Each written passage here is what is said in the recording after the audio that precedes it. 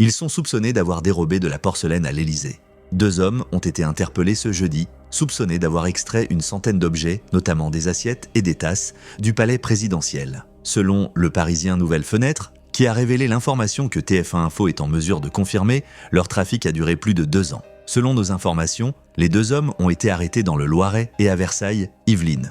Il s'agit du maître d'hôtel argentier de l'Élysée, ainsi que de son compagnon antiquaire, un collectionneur de porcelaine de 30 ans. Tout est parti d'un signalement reçu par les gendarmes qui ont été informés de disparitions dans la vaisselle de l'Élysée, en particulier de la porcelaine de la manufacture de Sèvres. À l'issue d'une enquête, ils ont découvert que l'individu ayant la charge des pièces à l'Élysée sortait celles-ci. Elles étaient récupérées par son ami qui les revendait à un collectionneur rencontré via un groupe Facebook dédié à la porcelaine de la manufacture de Sèvres. Mon client reconnaît les faits qui lui sont reprochés et a pleinement collaboré avec les enquêteurs. C'est un jeune homme de 30 ans au profil atypique, HPI, féru d'histoire et passionné par la porcelaine de la manufacture de Sèvres. Il était même sur le point d'écrire un livre sur le sujet. Il s'est malheureusement laissé aveugler par sa passion et le regrette aujourd'hui, a détaillé Thomas Malvotti, l'avocat d'un des suspects. Selon une source proche de l'enquête, le maître argentier avait falsifié les inventaires. Cela aurait duré pendant des mois. À l'issue de leur enquête, les gendarmes ont retrouvé la quasi-totalité des pièces disparues chez le suspect,